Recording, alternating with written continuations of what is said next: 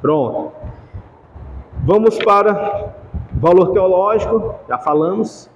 A supremacia de Cristo, ele é o sacerdote da ordem de Melquisedeque. Ainda nessa linha,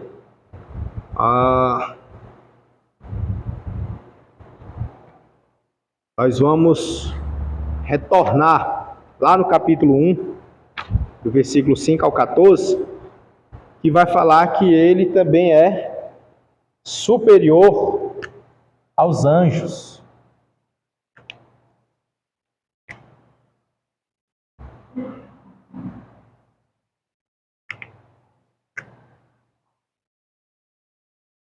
Então ele é superior aos anjos. E aí vai uma série, de... Por que ele é superior aos anjos? Dentre muitos motivos, é porque os anjos foram criados e ele não. É porque os anjos são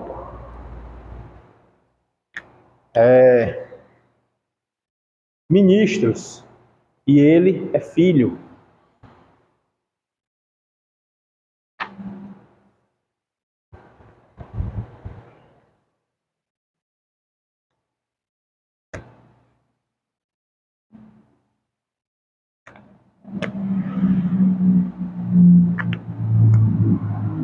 Tá bom.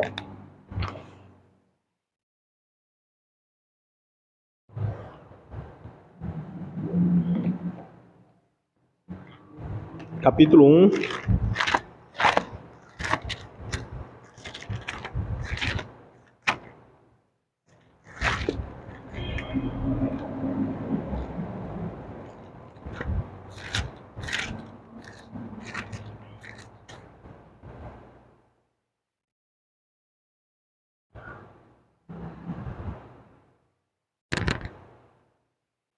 Aí no versículo 5 ele vai falar que ele é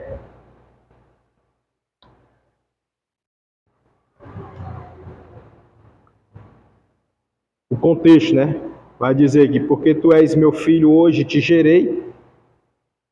Esse termo de tu és meu filho, hoje te gerei é uma citação que ele está fazendo, Que não é uma revelação que ele recebeu do alto, é uma citação. Ele está citando aqui. Está separado? Ele bota tipo uns espaços.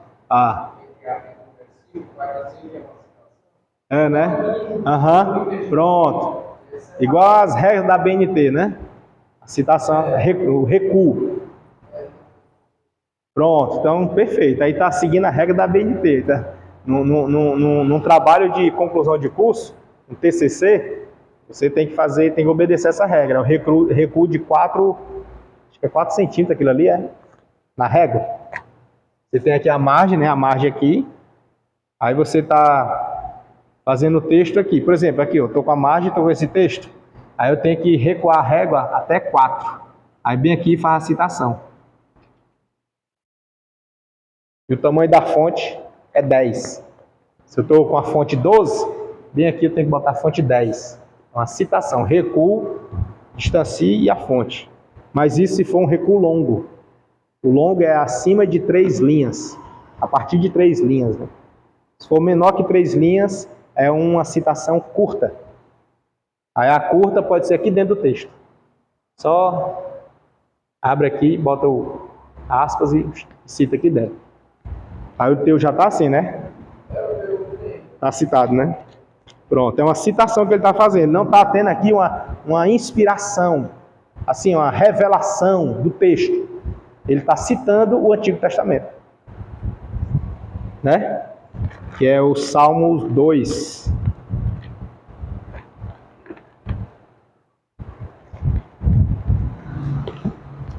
Salmo 2.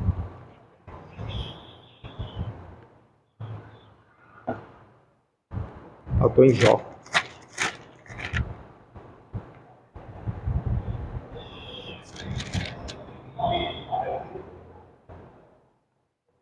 Verso 7.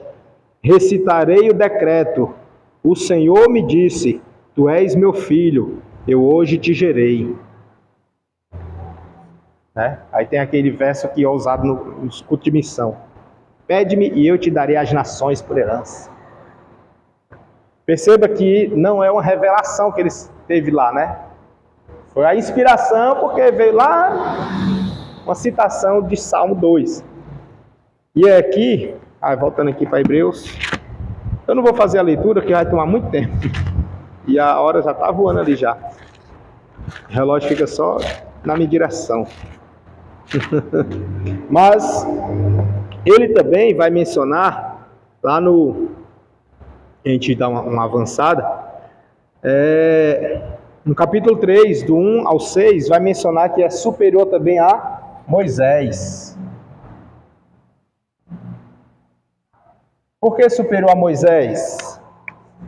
Qual é a representatividade de Moisés na Bíblia? Moisés ele é um tipo de Cristo. Tem o tipo e o antítipo. Lá na frente a gente vai ver isso aí. E nessa fase da teologia que a gente está vendo os livros por livro, né? Livro por livro, entendendo o livro. Aí lá na frente vai voltar para ter uma ótica de interpretação. Puxando, depois volta de novo para ter uma ótica analítica, crítica. É assim.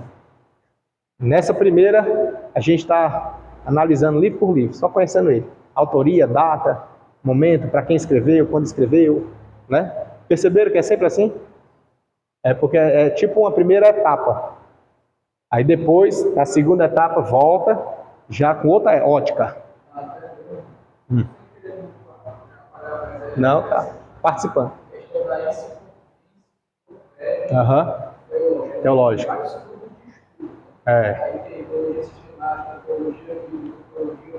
A nossa é a sistemática. Essa aqui é a sistemática. Depois aí a prática. Pastoral. Aí a gente tem a pastoral, mas a pastoral é só um modo. É a pastoral. Quando chegar nos modos, vocês vão ver. Aí tem lá dizendo assim, ó. Aqui, no cantinho. E tem aqui, ó. Porque aqui tá bem apagadinho, né? Mas tem aqui dizendo. Tá bem apagadinho. Isso aqui está falando só Novo Testamento 7, né? Aí, aqui, quando for pastoral, aí vai ter aqui. Teologia pastoral, teologia prática, é assim, a classificação. Aí vamos aqui, Moisés, por que Moisés, né? Superior a Moisés, como assim? Qual a relação? Porque Moisés é um tipo de Cristo. Por que um tipo? Na ótica teológica, ele é um tipo de Cristo. Por quê? Porque ele foi o Redentor, o Salvador, o que conduziu o povo da perdição para a terra prometida. Entendeu? Ele tem a figura de Cristo. Ele é um tipo de Cristo. E aí, só que o escritor aos Hebreus não está falando nesse sentido, dele ser como figura de Cristo. Está falando em outro sentido. Qual sentido? O sentido da legislação, porque Moisés é sinônimo de lei.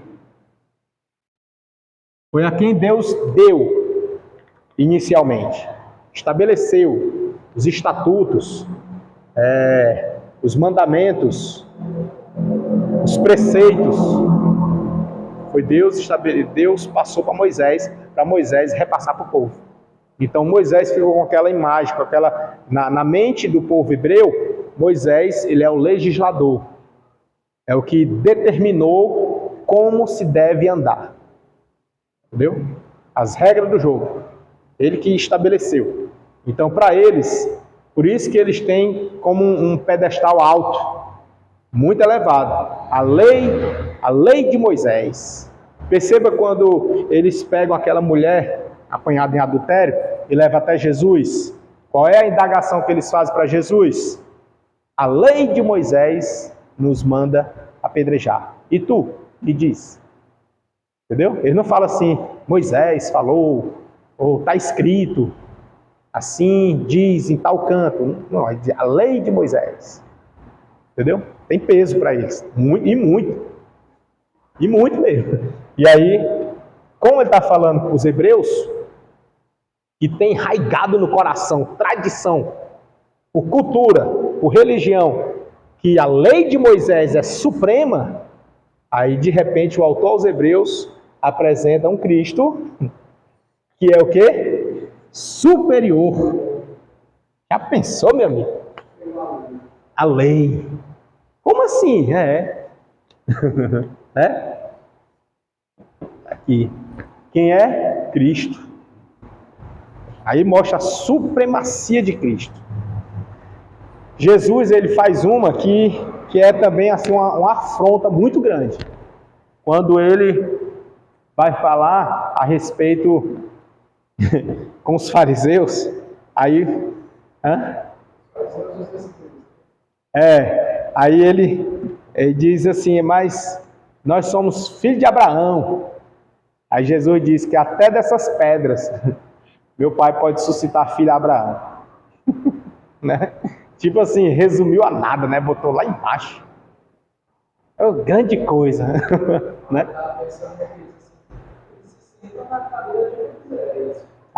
Também. O que eles fazem, isso é da hipocrisia, né? Dos escribas fariseus. Eles sentam lá. É porque eles que são a voz da lei, né? Faça o que eles dizem, mas não faça o que eles fazem. Por que faça o que eles dizem? Porque eles falam segundo a lei. Era a lei. Mas enfim, é superior a Moisés. Já pensou? É forte, né?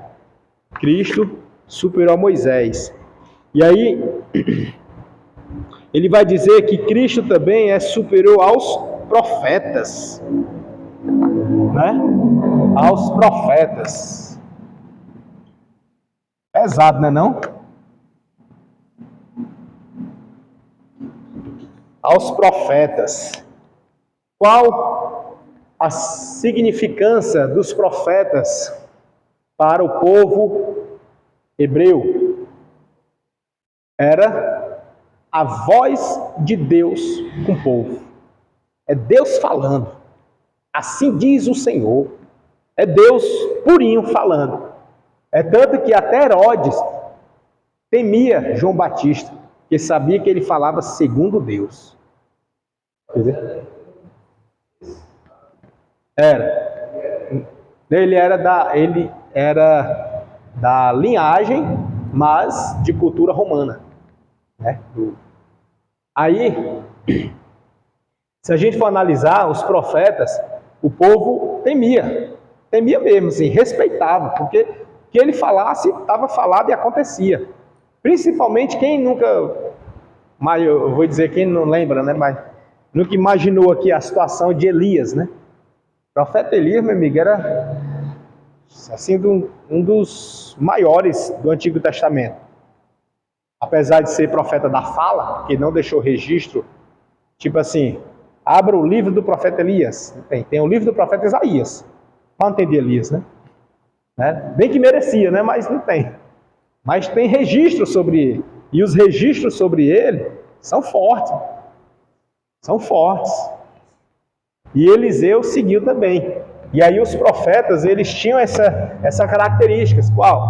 De apresentar a vontade de Deus para o povo.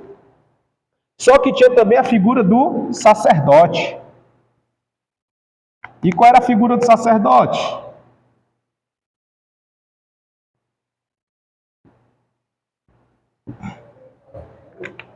Perfeito. Apresentar o povo a Deus. Receber o sacrifício de quem? Do povo. Enquanto o profeta era apresentar Deus ao povo, o sacerdote era apresentar o povo a Deus. E o sacerdote, ele tinha um ofício. Qual era o ofício do sacerdote? Apresentar o sacrifício. Só que antes de apresentar o sacrifício do povo, ele precisava apresentar o próprio sacrifício. Por ele. É aí que entra a figura de quem? Cristo. Cristo, ele além de nos conduzir ao Pai, perceba que sempre ele falava o Pai. Ele orava lá no velório lá do... Não é nem no velório, já no enterro mesmo. Já enterrado, né?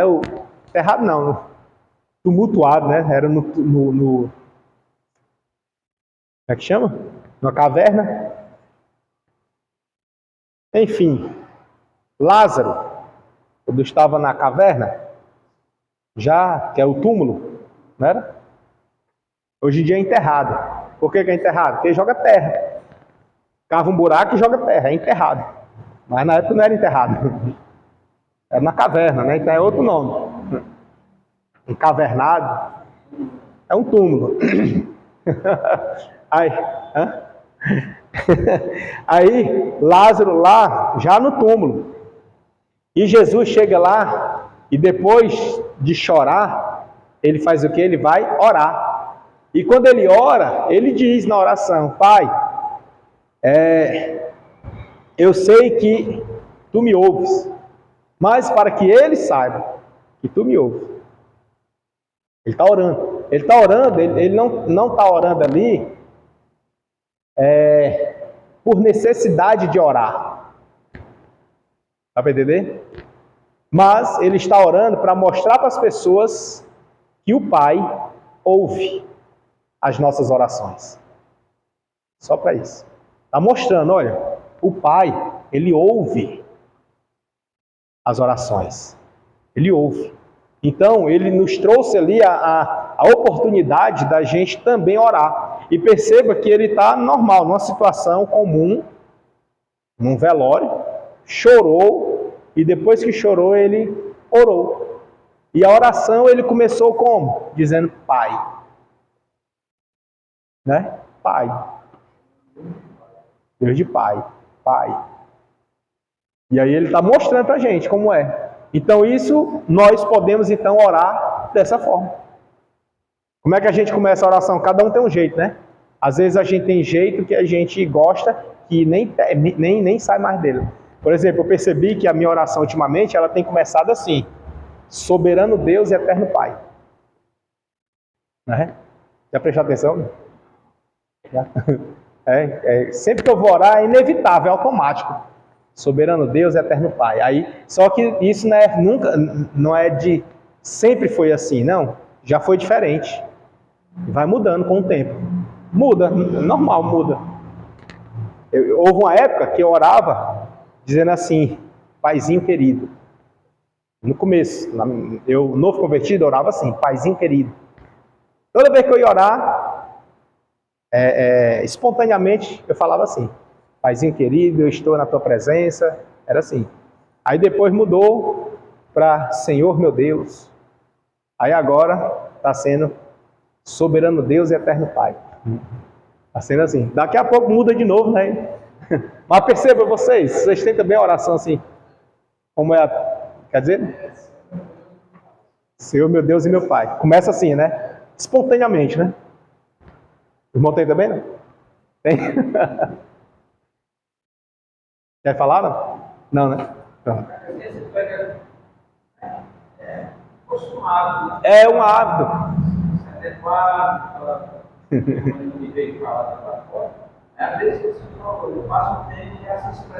De outra, muda. Exatamente. O importante é isso, é direcionar para ele. Você tem também, Bianca? Tem também? Quer dizer, não? Ah, é igual ao do Adriel? É? Senhor, meu Deus e meu Pai. Aí. Às vezes, orar pelo enfermo, e acaba começando a situação de uma forma diferente. Depende da situação, né? Não isso é verdade. O desenrolar sempre vai conforme a situação, mas o começo, assim que abre a boca, né? Assim que abre a boca, a minha é assim.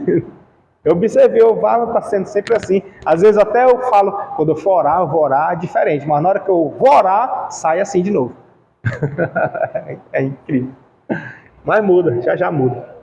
Aí, o sacerdote, né? E também ele já não vai trazer assim com essas palavras, mas ele é também superior ao sumo sacerdote. Ele bota aqui o sacerdote porque já engloba. Mas a gente subentende também superior ao sumo. Porque o sumo é aquele que adentrava o templo para ir lá no Santo dos Santos. É o que adentrava. Aí, já vai? Tá de serviço, né, hoje? No 5, leia pra gente, por favor. Cada sumo sacerdote, sendo escolhido entre os homens, é constituído nas coisas relacionadas com Deus, a favor dos homens para oferecer aos sacrifícios dos pecados, e é capaz de comparecer os ignorantes, seja muito tranquilo, pois também ele mesmo está rodeado de fraquezas. Por esta razão, deve oferecer sacrifícios dos pecados, do povo como de si mesmo. Isso mesmo. E ninguém toma esta honra para si mesmo, a não ser como chamado por Deus com a mão do seu Pai. Assim também o Cristo não glorificou a si mesmo para se tornar um sacerdote, mas quem o glorificou por aquele que disse: você é meu filho, e hoje eu quero. Perfeito. O capítulo 5, vai falar do sumo sacerdote e mostrando também a superioridade de Cristo. Muito bem, obrigado. Então, nesse sentido, a gente percebe a superioridade dele também no sumo sacerdote. E aqui, ainda no capítulo 5, versículo 6, ele vai dizer assim, que é a continuação, onde para, no versículo 6 ele diz, como também diz no outro lugar. Vê aqui que ele não lembrou, onde,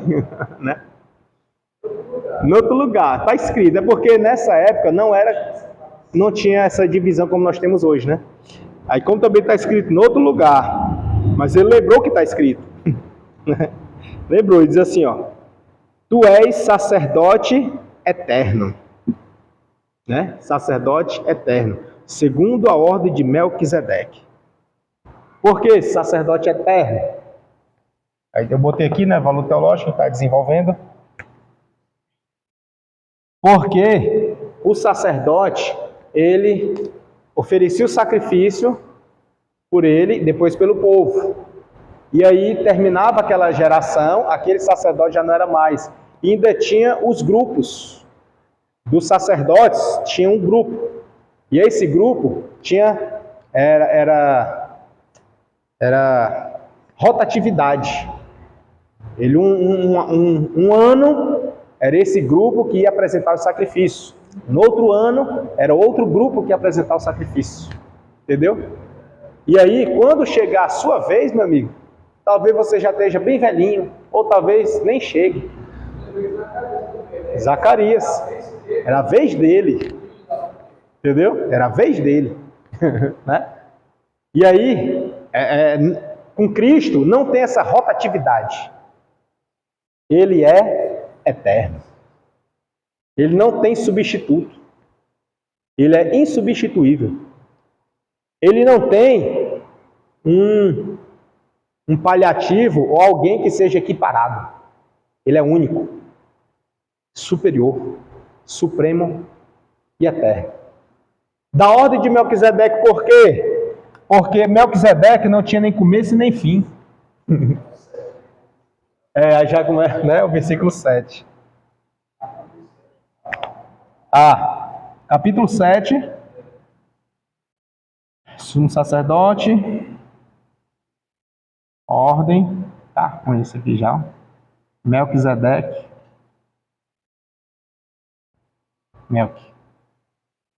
Tá bom. Então percebamos como Cristo, ele é, supremo, Precisa de outro? Não.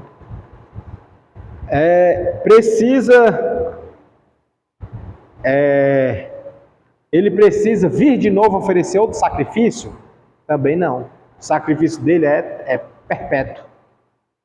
É único. E valeu para as gerações passadas, presentes e futuras. De modo que nós não precisamos nem sequer apresentar o nosso sacrifício. Porque o sacrifício agora ficou no campo da espiritualidade. Como assim?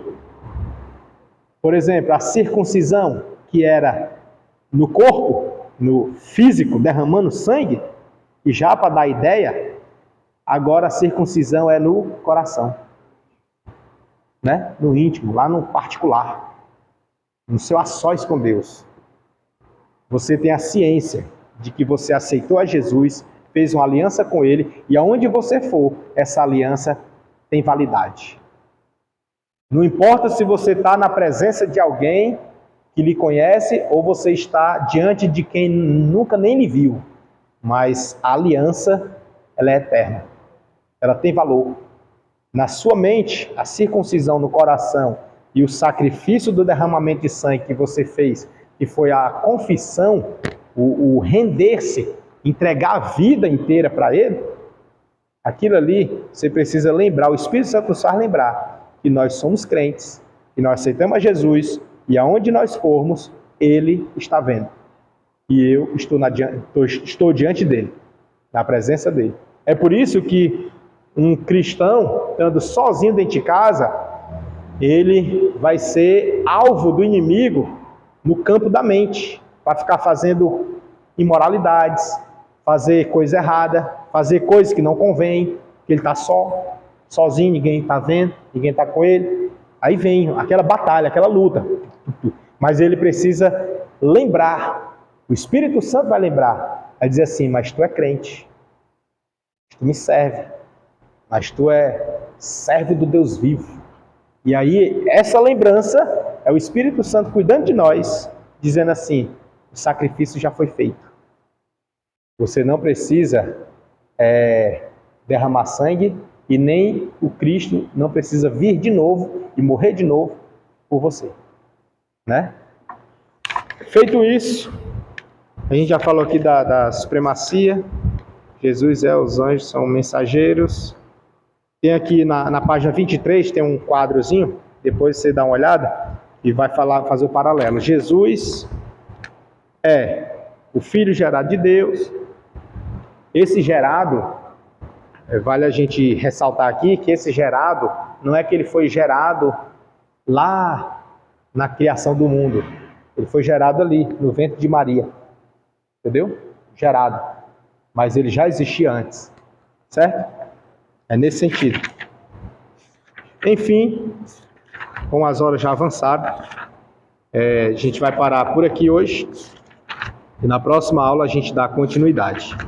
Tá? Mas hoje, de fato, a gente precisava falar da supremacia de Cristo. Tá? Glória a Deus. Alguma dúvida?